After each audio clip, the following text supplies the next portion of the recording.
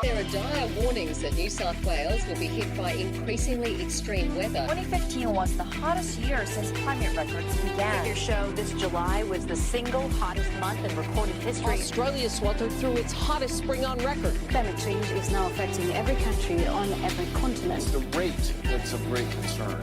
And what do you put that rate down to?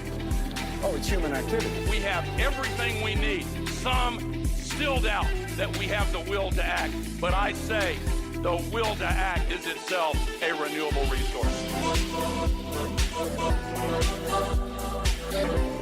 Hello and welcome to Climactic, the flagship podcast of the Climactic Collective, the Trans-Tasman podcast network by and for the climate community of Australia and New Zealand. My name is Mark and I'm proud to be the publisher of the Climactic Collective, and today marks the 1st of August. For the last month, through the month of July, we've been featuring on Climactic episodes about solutions to the climate crisis. Those that don't get into other topics of how to deal with, how to engage with, how to contextualize and understand the climate crisis, but instead those that really focused foremost on what we can do as individuals, as societies. And ironically, here we are on the 1st of August with arguably the biggest climate show we've yet released. This is part 3 of the Climate Revolution, a mini-series from our friend Mick 8. Mick and his team run the Sustainable Hour, a community radio show on the Pulse, Geelong, Victoria. And this Climate Revolution series he's been doing is something special, more produced. And quite appropriately, after the last month of looking at solutions and actions, this episode for Mick and his team is dedicated to all the climate action campaigners who've burnt out after being involved in a decade-long fight for a safe climate that so far appears to have led to nowhere. The graphs are still rising, carbon emissions are going up, and global temperatures are going up. The aim of the broader series is to provide you with the why, the who, and the how. You're going to hear a lot more in the course of this episode, and it's my great pleasure to be bringing it to you. So now, without further ado, I'll hand over to Mick and his team for this, episode 3 of the Climate Revolution series. We are rapidly reaching the point of no return for the planet. We face a triple environmental emergency: biodiversity loss, climate disruption, and escalating pollution. Science tells us these next 10 years are our final chance to avert the climate catastrophe, turn back the deadly tide of pollution, and end species loss. How'd you end up in here? Oh, well, I tried to start a revolution but didn't print enough pamphlets, so hardly anyone turned up, except for my mum and her boyfriend, who I hate. But I'm actually organising another revolution. I don't know if you'd be interested in something like that. Do you reckon you'd be interested? I can't keep living the way that I'm living. What is my role or what my place? The best thing in a revolution is change of consciousness, and mind bombs, which are kind of visual things that reach your heart. You're killing us. Stop, you're killing us. Through your inaction, through your corrupt behaviour, through your taking money from under the table, you're killing us. You're killing Australia. It's unprecedented.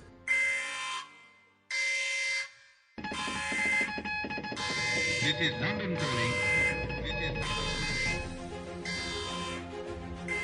This is not some apocalyptic series you're watching on Netflix. This is the world we live in, for real. It's burning up in front of our eyes. It's drowning in mudslides. It's being torn apart in tornadoes. It's drying up. It's making the Amazon rainforest suddenly look like the Saharan desert. The planet you think you live on no longer exists. And all of this urgency has led to headlines now that look something like this. New climate debate, how to adapt to the end of the world. From the Bloomberg Business Week online. Researchers are thinking about social collapse and how to prepare for it. We've reached a whole different watershed of how we are understanding what we face.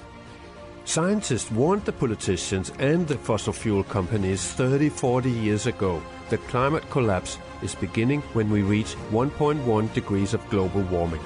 And right now, with the policies our politicians are making for us, we are on track. Not for 2 degrees, but for 3 and 4 degrees global warming. Inaction on that one day will be called a crime against humanity. Net zero by 2050 is a crime against humanity. Already now, in 2021, we're hearing that in Pakistan, people are living in temperatures that are deadly. The scientists say that if we do nothing, if we continue as we're doing now, 3 billion people around the planet live in areas where temperatures will go above that level where humans can survive. 3 billion people, where are they going to go? According to a report from the United Nations, the national targets that have been made so far put us on a path to reduce emissions with 1% by 2030. 1%. What that means, as Greta Thunberg tweeted, our leaders are failing mankind completely, and media is letting them get away with it. You're listening to the first of a series of podcast episodes about finding your role in the climate revolution.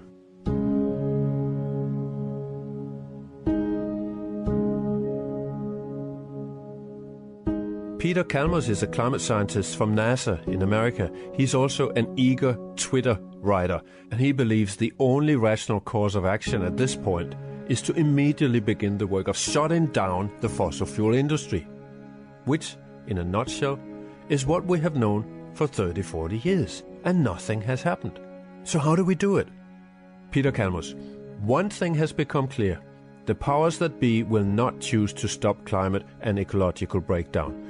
They will use the right words, but only to delay. Therefore, it's up to us. We have to up our tactics. The advantage we have, and that we must keep building, is numbers, says Peter Kalmus. That's the kind of clarity in thinking that I say we need.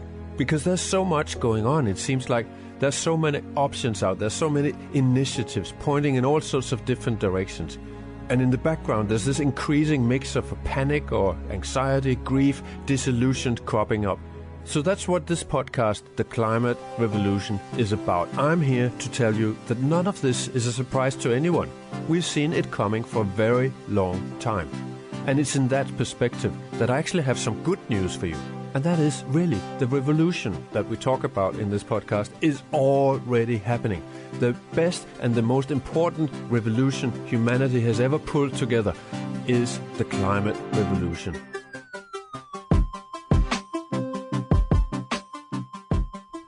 Imagine this. We are in a crisis. And all over the place, government is putting up these posters in hospitals, in schools, in public places, train stations, bus stations, city halls, churches. Everywhere, people would be given this information about how they respond to the crisis. This was what happened during the Second World War in Denmark. And here we have this terrible crisis coming right at us, threatening to wipe out one species after the next on this planet. But we don't have a government telling us anything about it. On the contrary, they're pretending it's not happening. So here's what we can do. Instead of saying, oh, it's terrible, the government isn't doing anything, we can produce these posters and put them up where we see fit. The storm is coming. We need to make some noise. That is why I'm here today. That is why I'm banging my drum. Wake up, people of the earth. Wake up, leaders of the world. The world is dying. The future is in your hands. Act now. So we've put this poster together with 7 recommendations for how we do this. How we do it as citizens, as trade unions, as media, as businesses, and so on. 7 steps towards a carbon-neutral society. And step number 1 is that you begin to take the climate emergency seriously. That you acknowledge all the extensive research that has been established now that tells us, that screams at us, that we are in a climate emergency. So you're putting your hand up and saying, yep, I understand we need to change. We need rapid and radical change in society. And this requires my active participation. I'm through with sitting and waiting for someone else to act. I've decided to take my share of the responsibility and to prioritize this task above everything else.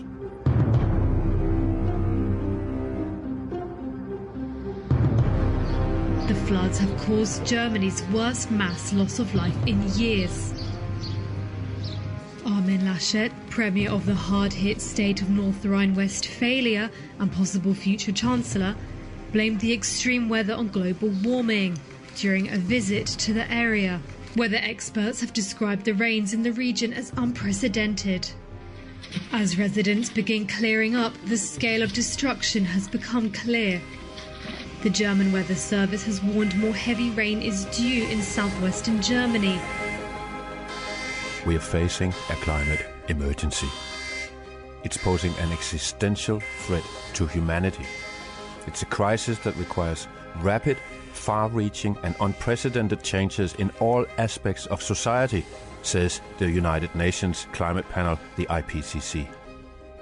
What that means is that if we want to ensure good living conditions for all within the limits of the planet, we must redefine what living well means and create an economy that doesn't depend on growth. And all actors in society have important roles to play in this transition ahead of us. All the curves and all the graphs are going up. We are out of time. So all of us, individuals and organizations, businesses and corporations, we need to become climate revolutionaries now. We need to come together now around the same goal. As citizens, we have both the right but also the duty to help shaping this society we want, where we slow down climate change and where we create a long-term sustainable society, an ecological civilization. So if I can change these small things, I might be able to change everything too. And if we do it, we wind up with a much, much better world. However, there's one word which is probably more important, and I'll tell you this now, and maybe if you're still alive in some 30, 40, 50 years' time from now, I think you'll remember that I told you about this in 2021. There's one word which will make it or break it for humanity, and possibly for all life on this planet, if we don't understand the value of this one single word. So what is it? What word is it? As we speak already, people are dying, and there's lots of people, in particular those in the fossil fuel industry and those sitting in the parliaments, who have literally blood on their hands. In Oregon and Washington, nearly 200 people lost their lives to the heat.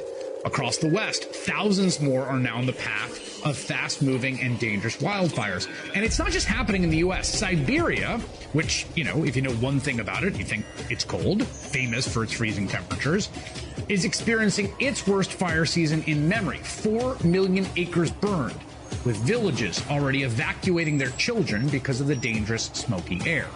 In Germany last week, hundreds were killed and dozens of towns destroyed by the worst flooding in 1,000 years. Tens of thousands of people are still without gas and power. In China, another once-in-a-thousand-year event, nearly a year's worth of rain falling in just 3 days, causing flooding that was so intense it left passengers trapped on a subway car as water poured in from all sides. Hundreds of people had to be rescued. 12 passengers died. Extreme temperatures, extreme wetness, extreme drought, extreme weather events like this, as we've said many times, a new normal.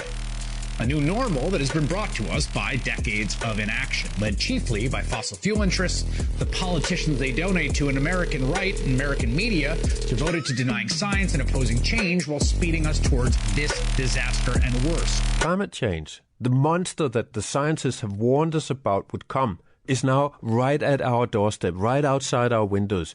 But don't blame the monster. There are people, criminals, who let the monster loose. And the real monster in all of this is not that the ecosystems and the coral reefs and the rainforest and the icebergs and all that is collapsing and disappearing. The most scary things in the future is what we, the humans, are going to be doing to each other. And the humans, what can they do but burn?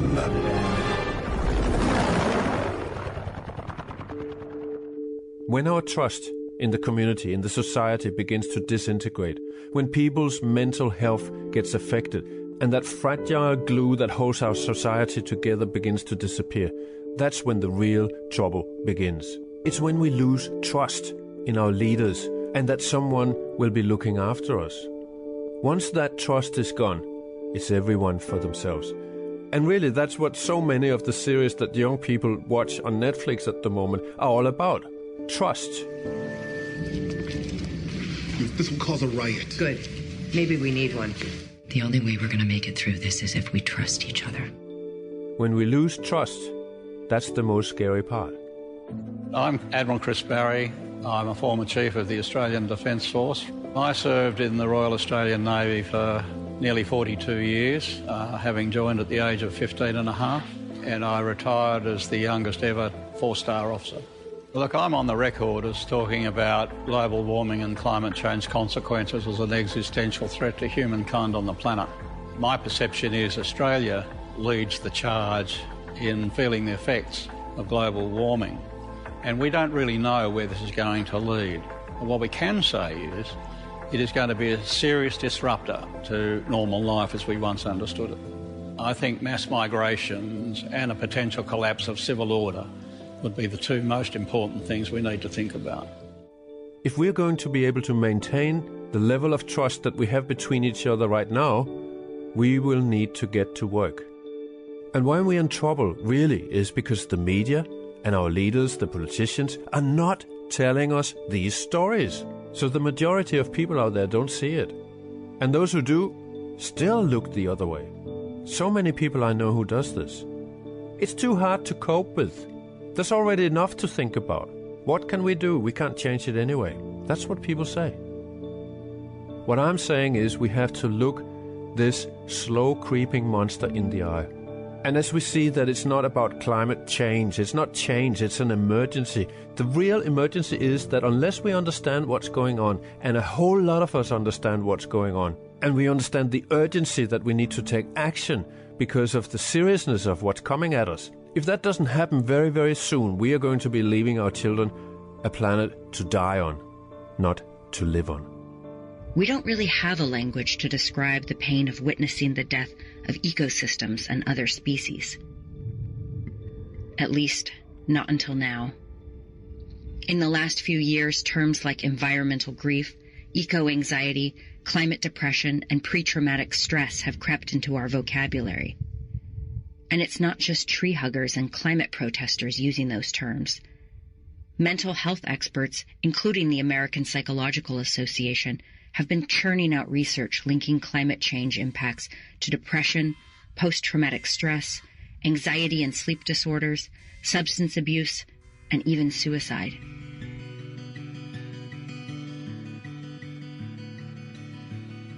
Up till this point, our efforts and all the campaigning seems to have led to nothing.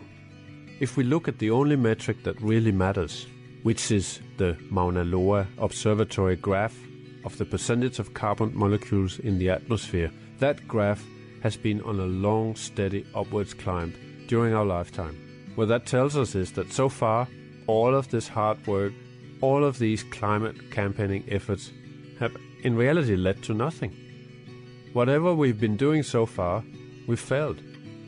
All that tells us is that we have to do better now. We have to do more. We have to up our tactics. The advantage we have, and that we must keep building, is numbers. You know, this is the catastrophe, that the warning has come so late. You know, when it's almost impossible to change course, because we are all now absolutely chained into lifestyles which are very, very carbon intensive. In the 30s, I mean, I remember even in my childhood, in the 60s and 70s, it was possible to live, by going out to a farm and buying food from your neighbor or whatever. That is impossible now. Everything from food production to even going outside is tied to fossil fuels. The scientific knowledge and all the warnings from the scientists, all the political speeches, all our activism and protest marches, so far, it's had zero effect on the accumulation of carbon dioxide in the atmosphere. Zero effect on our collective continued burning of fossil fuels. We dumped something like 34 billion tons of carbon into the air every year. And what's really striking is we show no sign of stopping. The figure keeps rising, even now in 2021. Even though you'd think that most of us understand by now that these carbon molecules in the air means more heat, more disruption, more fire, more smoke, flooding, droughts, tornadoes, danger, mass death, collapse. The Leader of the Greens. Thank you, Speaker. My question's to the Acting Prime Minister. You have Australia on track to warm by over 4 degrees, running a scythe through our countryside. This is a death sentence for millions of Australians, including our farmers. Why are you doing everything in your power to make droughts and bushfires and extreme weather worse, ripping apart our country's social fabric?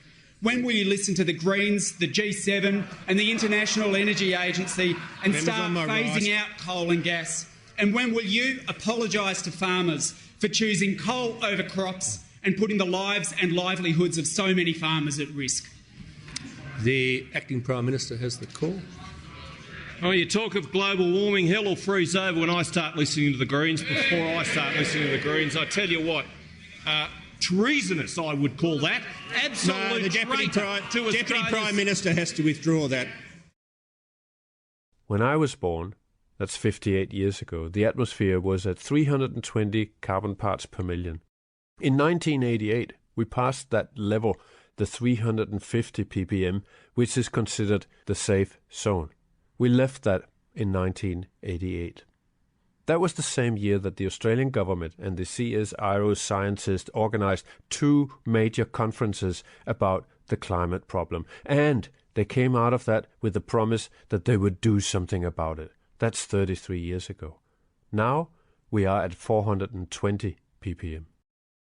You know, the reason that we haven't made substantive progress on the climate front is because we have really, in many ways, struggled to come to terms with it.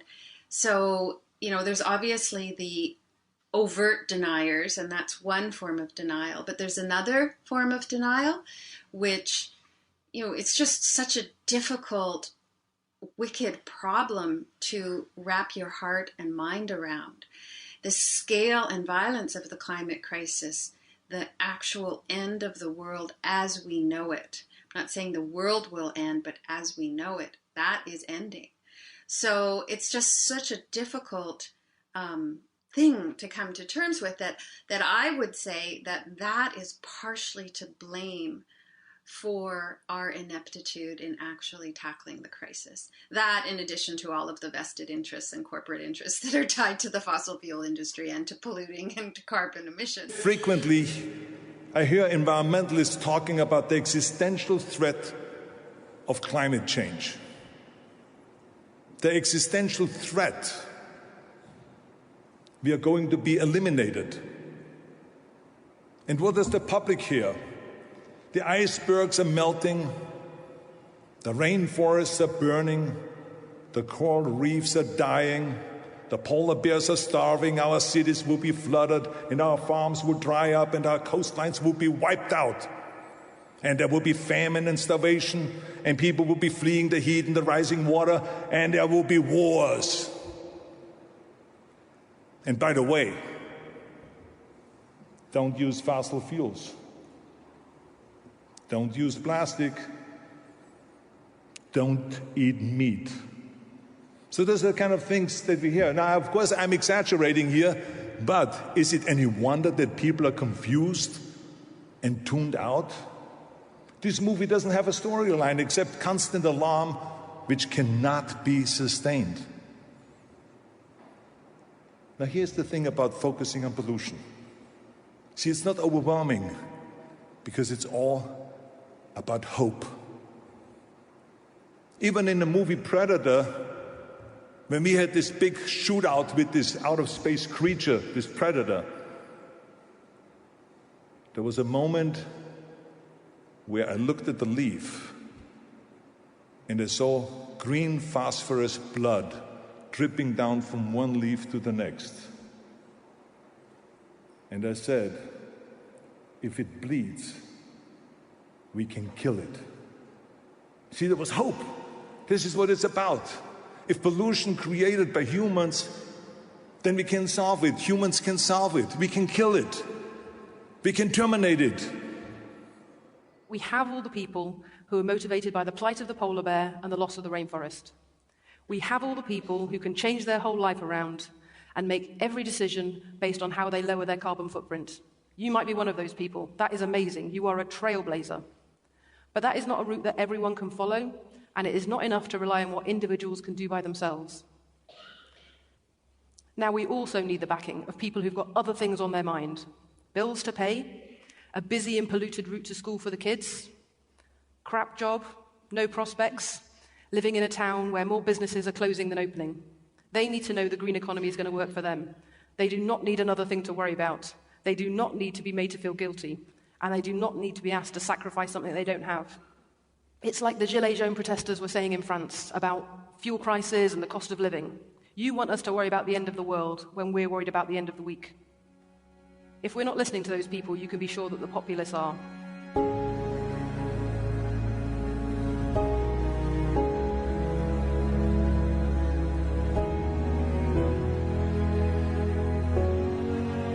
Understanding precedes action. And that's exactly what we need to understand is why we don't see the big numbers whenever there's an election. There's some sort of a disconnection there and a need for change of strategy. So if we want a real revolution, a genuine climate revolution, we'll have to listen to people like Jennifer Abbott here. She's the CEO of Greenpeace, followed by Arnold Schwarzenegger, and then the British economist Angela Francis. I think the real exercise here for the climate movement is to gain trust and then to create understanding. Since the Paris Agreement in 2015, the 20 richest countries in the world have basically ignored their emission pledges and invested an average of $600 billion per year into fossil fuels and similar industries. And that's after everyone heard that call from Paris, that we have to stop burning fossil fuels.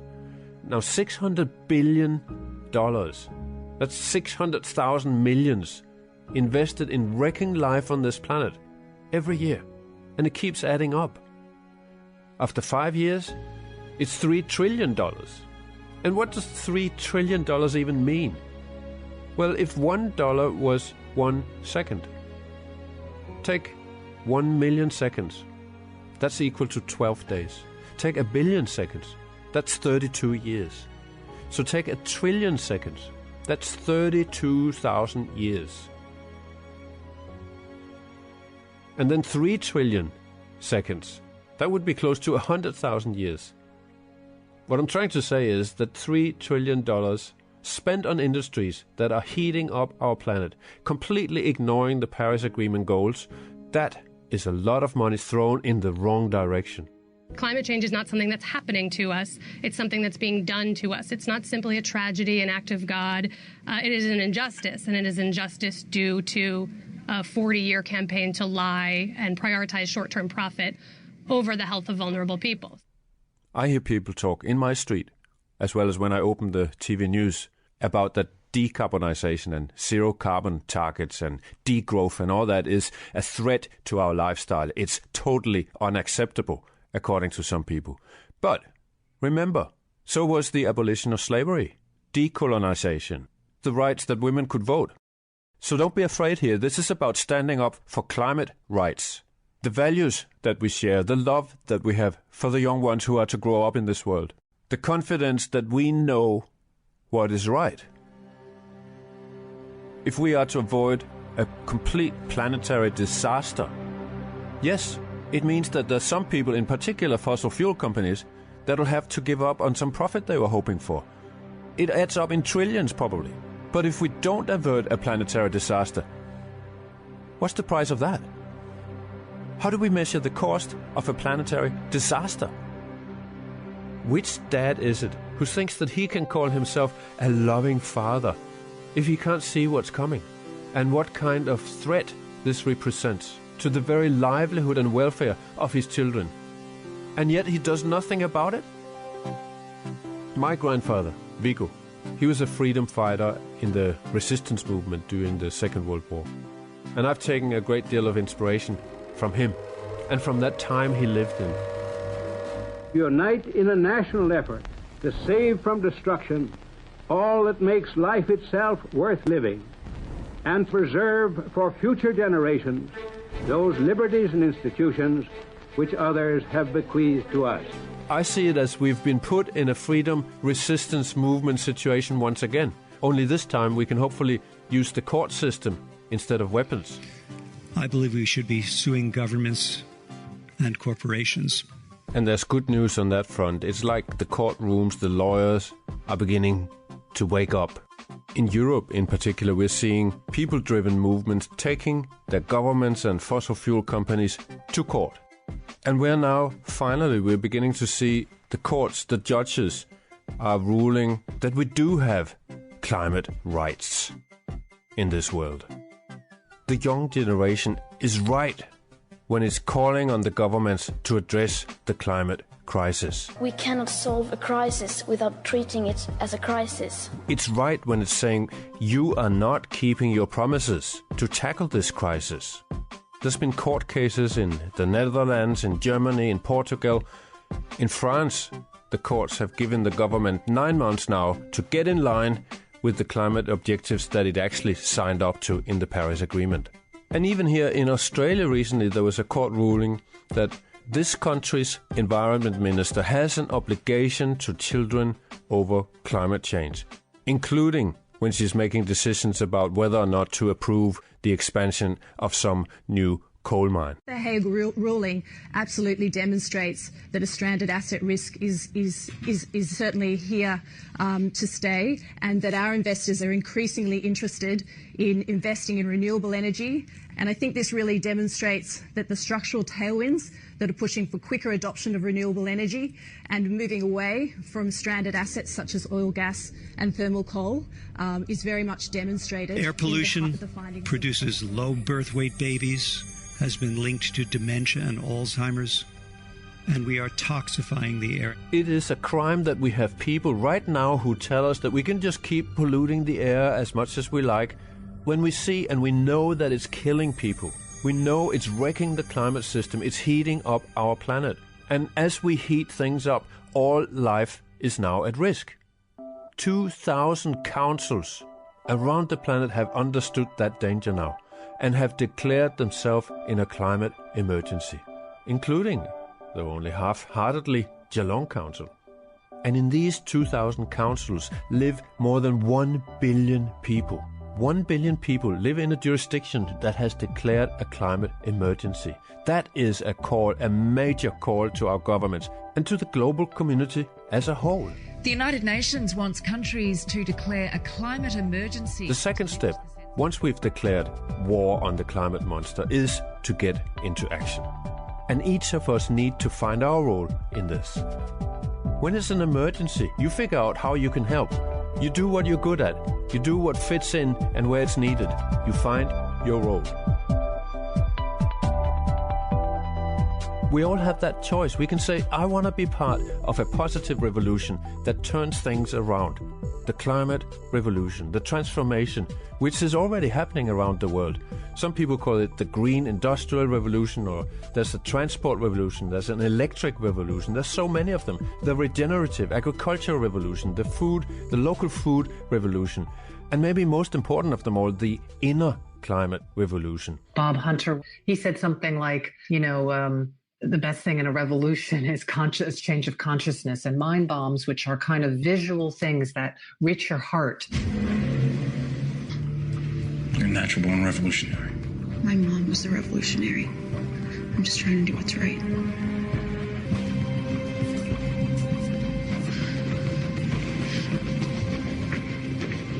The searchlights are in position. The People's Army of Volunteers is ready.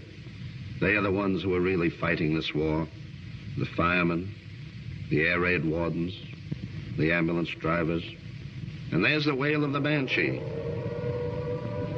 The way that we realize that we can actually turn our priorities around in this world where things are going upside down, and we rediscover our real values. There's a value revolution happening where the good old-fashioned values such as integrity, honesty, we know already which values it is we need. At Geelong High School, they've written on the walls in the schoolyard a list of values that the students look at every time they pass there. Positivity, creativity, respect, excellence, effort, responsibility, and teamwork. And I could add courage, compassion, love, care for each other, and for nature. All these values that drive us forward and connect people and give us that strength that we need to face the monster out there. But I tell you, the real monster is not climate change or the climate emergency. No, it's a little group of corrupt, short-sighted, greedy human beings. It's these men and women in their fancy clothes with their millions of dollars to burn who believe they can just keep shoveling in profits from climate-wrecking businesses, and they're hoping somehow that nobody's gonna care. Well, they are wrong. They are going to be held accountable for their crimes sooner or later. People are going to see what's going on, and when that happens, there's some people that just need to be brought to justice. But the climate revolution is not about persecuting the rich or those who pollute the most and so on, those who don't care about anyone but themselves. This is another thing that the climate revolution demands of us, that this is not going to be a them versus us kind of conflict. The climate deniers, the Adanis and the Reinhardts and the Shell executives and Exxon, Viva Energy, the Chinese, the Russians, we are all humans, and we are all in this one together. And I say that because it's through love that revolutions are won. The climate revolution is what connects us with the rest of humanity, the rich and the poor, both those who pollute and those who don't. We are in a fight for survival, for life on planet Earth together. And it will only be when we come together that we can get things done in a way that we have never done it before.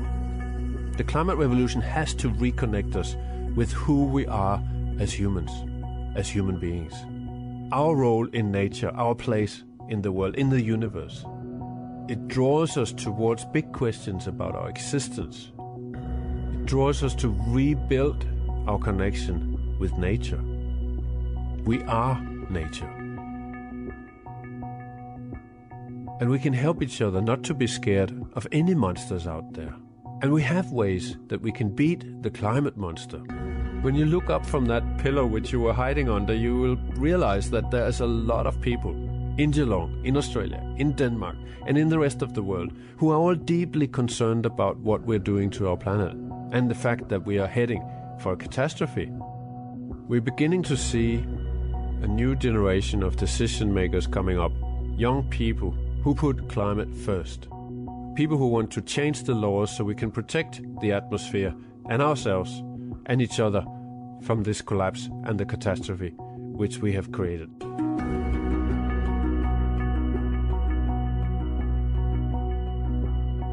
Unite for life. We must all become active immediately to avert a catastrophe for us, for our children, and for all life on Earth.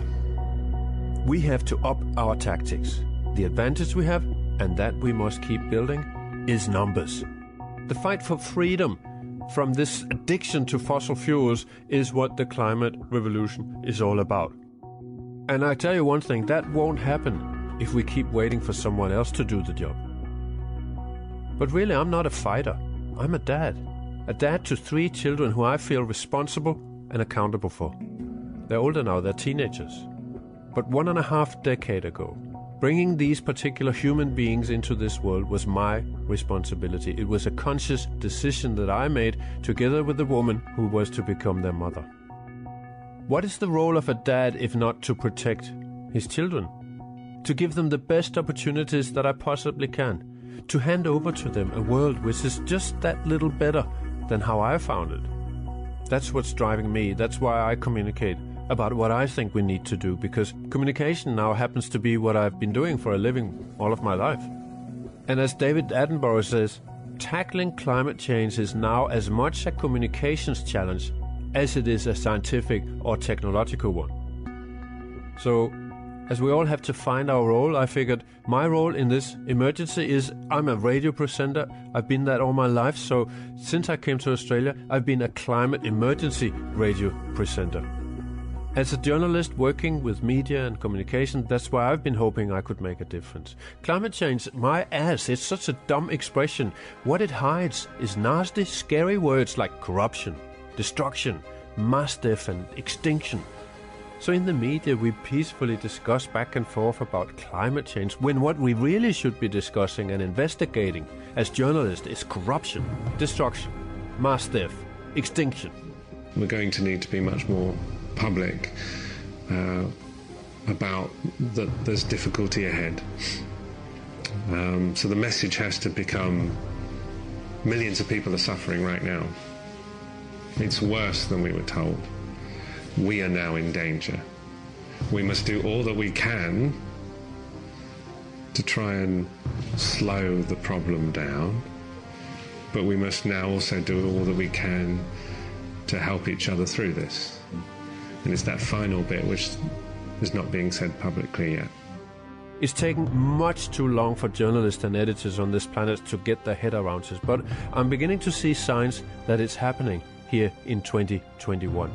Journalists, editors, media outlets like CNN and The Guardian have understood that this is a story so big that they simply need to drop what they're doing and start focusing on this.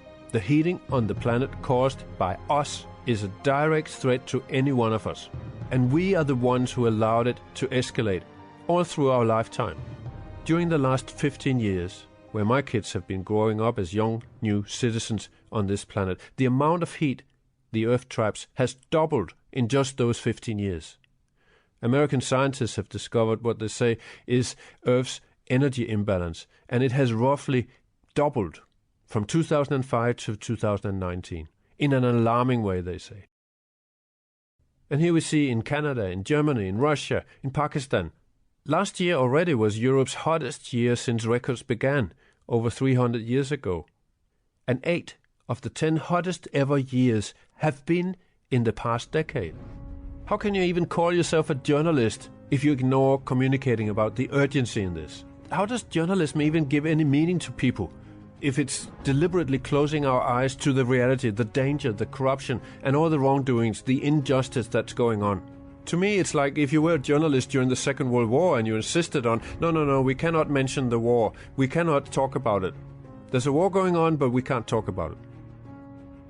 And that's why we've got to look that monster straight in the eye so we can take it by the horns. And that's where I'm coming from. I communicate about what I think we need to do. It's what we've been telling our listeners in the Sustainable Hour, this podcast that we're running during the last 8 years, that the first step towards taking the monster by the horns is to stop using that weak and confusing expression, climate change. We're heating up the planet, and the words we should be using to describe that is climate breakdown and climate emergency. The fact that this is a crime against humanity, that's what we should be calling it. I have a plan. You've got a plan. Yes.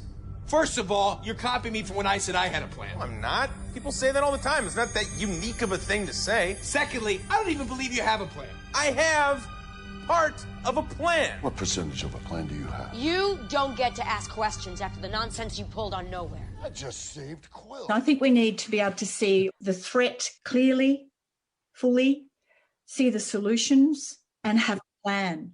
And that package of threat, solutions, and plan lets you hold fear.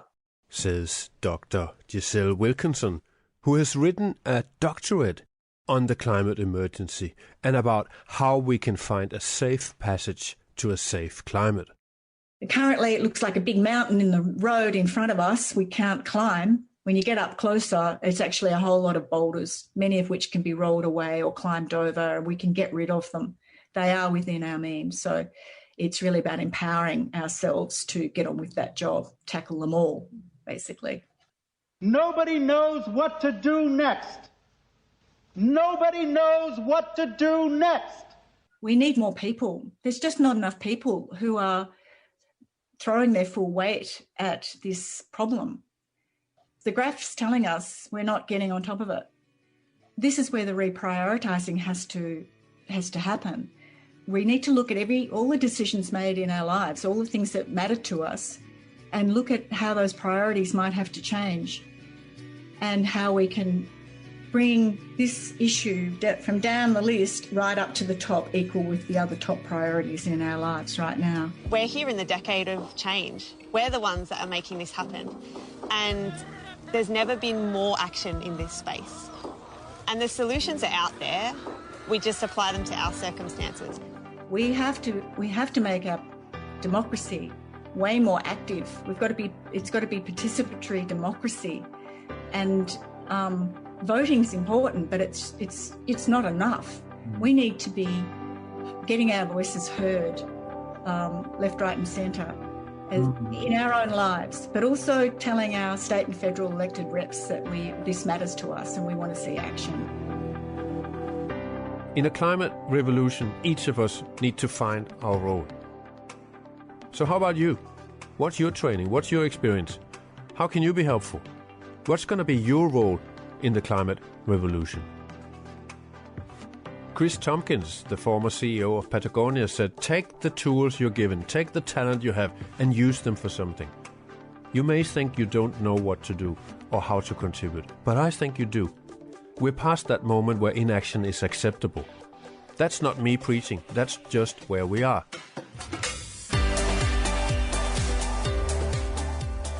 If you're a cook, become a climate emergency cook. If you're a builder, become a climate emergency builder. If you're a designer, become a climate emergency designer. An architect, climate emergency architect. If you're a farmer, become a regenerative farmer, a climate emergency farmer. If you're a nurse, become a climate emergency nurse. If you're a doctor, you can talk with your patients about the climate emergency. Take a poster that speaks to you and hang it up behind where you work, in your home, or in front of your home. Make it very, very obvious and visible to others where you stand, and have conversations with people about why this is your position. What's this all about? Share the recommendations. Tell others where they can download material and learn more. When you really find out what's true, then and listen to the earth for what she wants us to do, that might be playing the piano, that might be writing music, that might be painting. It doesn't really matter.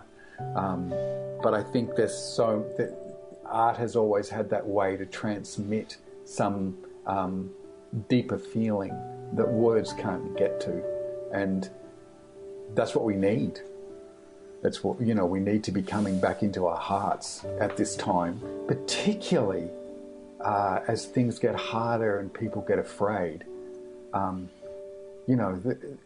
There's going to be no end of trouble when people start getting afraid. So we need these islands of sanity, people that can contain themselves and keep their hearts open to each other.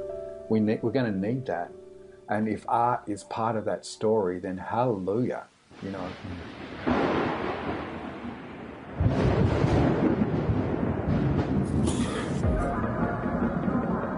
If you're a musician, you're an important pop star, become a climate emergency pop star. Or if you think it's more important to talk about the climate revolution, then just let that be the word you use. Become a climate revolution singer. Put a signature in the bottom of your email stating what you are. Climate revolution doctor, climate revolution builder, climate revolution artist. If you're a blogger, become a climate emergency blogger. Choose a hashtag that you like. Hashtag all for climate. Hashtag climate emergency. Hashtag together for the planet. Hashtag zero carbon. Hashtag climate revolution. Hashtag it's possible. Or maybe above all, hashtag find your role. I think, have a look around. Is there anything already happening around you that you could get involved with? If there is, go along and see what they're doing and get involved. If there isn't, maybe start something. Identify 5 or 10 people that you know who might be interested. Show a film, this film possibly, to inspire people, and then have the invitation. Let's meet up and see what we might like to do. For me, taking that step into saying, okay, I need to do something, however small, there's so much power in that moment in deciding to do that. I think the one thing you could do is to fall in love with the earth. Just go out and encounter nature in a deep way. Simply fall in love with nature. That's the most important thing you can do. The one thing I think we can do is to realise we're not just consumers. We are members of a household, so we could each of us go home and ask ourselves, what's the division of labour in this household, and is it fair? How are resources flowing into this household? And how are we letting waste go out of this household? Are we enabling ourselves to be part of a regenerative economy with that through flow? Where does the electricity and energy for this household come from, and can we transform that? But also, who am I in relation to the commons? Where do I collaborate in my local community? What am I doing to be part of that? Am I helping grow that? Who am I in relation to the state as a citizen? Not just in voting in elections, but actually in working in local politics and, again, building back that local community. Who am I as a neighbour? Who am I in terms of how I invest my money, how I divest my money, how I protest, how I volunteer? So there's so many different ways in which all of us actually have huge influence in the networks of which we're a part, bringing awareness of that we can all be transformative of those around us. And like any form of transformation, it happens bit by bit through a network.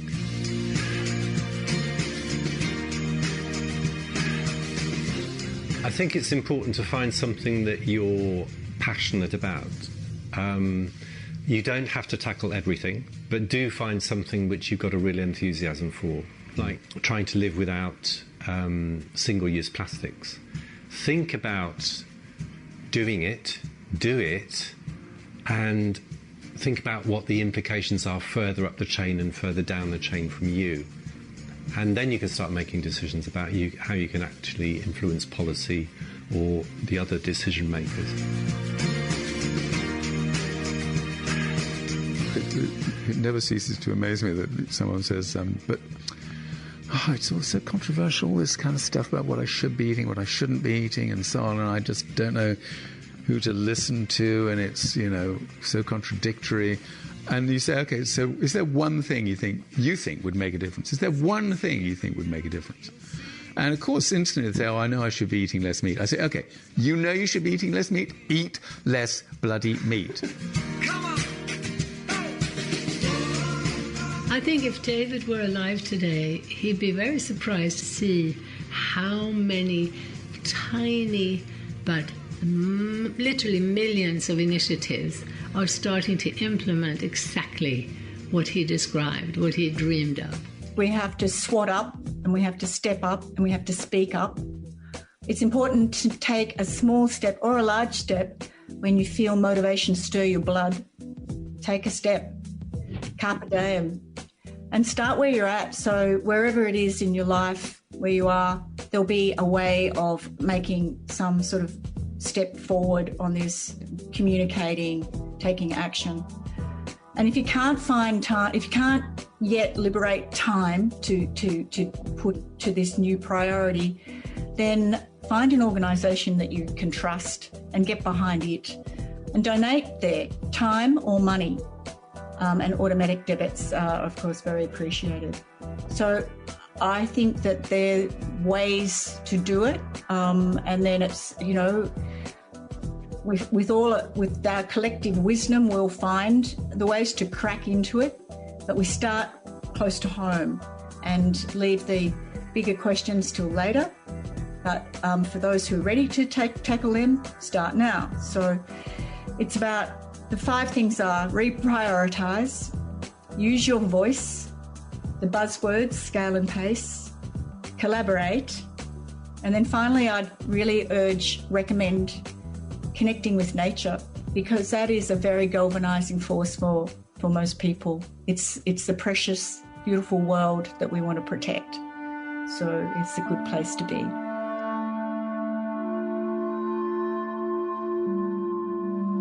It's time for a climate revolution. In Prince Harry's words, we have to drive systemic and cultural change, one act of compassion at a time. We do have capability inside us as human beings to pull out all stops and to do amazing things. And we do have a capacity when we combine these efforts together, when we collaborate, when we're resourced, when the commitment is 100%. My life is my own. And the future is up to us.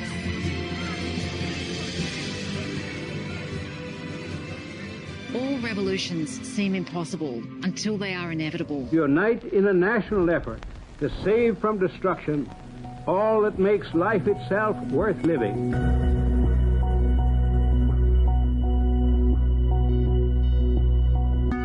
We need a forum for all nations to work together, and this is the ultimate tragedy of the commons free rider problem. It doesn't matter where a ton of CO2 comes from, and so if we don't demonstrate that we're all holding hands and taking steps together to build trust and confidence that there's not a lot of free riders on the actions other countries are taking.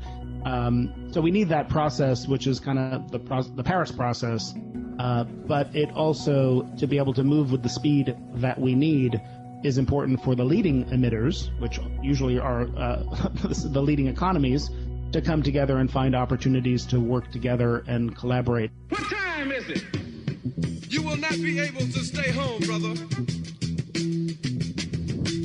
You will not be able to plug in, turn on, and cop out. You will not be able to lose yourself on Skag and skip out for beer during commercials because the revolution will not be televised. The People's Army of Volunteers is ready. I'm actually organising another revolution. I don't know if you'd be interested in something like that. Do you reckon you'd be interested? The revolution will be live.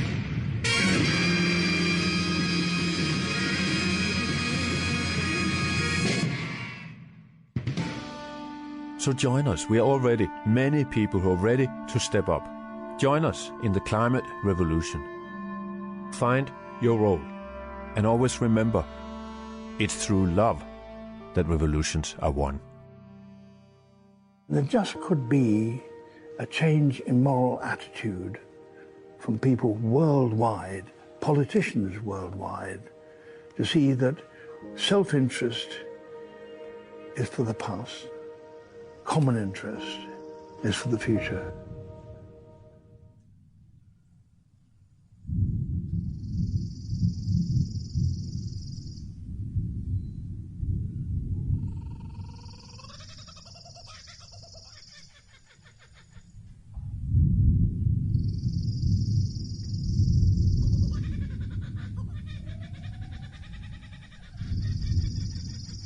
Planet Earth is 4.5 billion years old. Mankind, about 140,000 years old. Let me put that in perspective. If you condense the Earth's lifespan into 24 hours, that's one full day, then we have been here on this planet for, drum roll please, 3 seconds. 3 seconds. And look what we've done. We have modestly named ourselves Homo sapiens, meaning wise man. But is man really so wise? Smart, yes, and it's good to be smart, but not too smart for your own good. Yes, we have split the atom. Yes, we build clever machines that navigate the universe in search of new homes, but at the same time, those atoms we split created nuclear warfare. In our quest to explore the galaxy, rejects and neglects the home that we have here now, so no, that cannot be wisdom. Wisdom is different. While intelligence speaks, wisdom listens, and we willingly covered our ears to Mother Nature's screams and closed our eyes to all of her help-wanted signs. Wisdom knows that every action has an equal and opposite reaction, so if we were wise, we would not be shocked when we see storms that are stronger than ever before, or more drought, hurricanes, and wildfire than ever before, because there's more pollution than ever before, more carbon, more trees cut down than ever before. At a record pace, we have increased the extinction of animals by 1,000 times the normal rate. What a feat. In the next 10 to 100 years, every beloved animal character in every children's book is predicted to go extinct. Lions gone, rhinos gone, tiger, gorilla, elephant, polar bear gone in 3 seconds. Species that have been here longer than us will be gone because of us in this 3 seconds. In an existence shorter than a Vine video, we turn the circle of life into our own personal conveyor belt. Somebody, anybody help.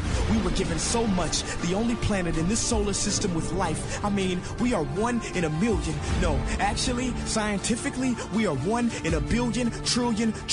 That's a 1 followed by 33 zeros. And I don't want to get too spiritual, but how are we not a miracle? We are perfectly positioned to the sun so we don't burn, but not too distant so we don't turn to ice. Goldilocks said it best. We are just right. This paradise where we are given medicine from trees, not coincidentally, but because like the song says, we are family. Literally, everything, every species is connected genetically from the sunflower to the sunfish. And this is what we must recognize before it's too late, because the real crisis is not global warming, environmental destruction, or animal agriculture. It is us. These problems are symptoms of us, byproducts of us. Our inner reflection, loss of connection has created this misdirection. We have forgotten that everything contributes to the perfection of Mother Nature. Corporations keep us unaware and disconnected, but they have underestimated our strength. Contrary to popular belief, millions are waking up out of their sleep, seeing our home being taken right up under our feet. We cannot allow our history to be written by the wicked, greedy, and loony. It is our duty to protect Mother Nature from those who refuse to see her beauty. Call me crazy, but I believe we should have the right to eat food that's safe, with ingredients we can pronounce. Drink water that is clean, marvel at trees, breathe air free of toxins. These are natural rights, not things that can be bargained for in Congress. See, they want you to feel powerless, but it has been said that something as small as the flutter of a butterfly's wing can cause a typhoon halfway around the world. Well, when enough people come together, we too will make waves and wash the world into a new era filled with love and connection, freedom for all without oppression. But it is up to you, yes, you watching this behind this screen, to make the effort, because time is of the essence, and only together can we make it to the 4th second.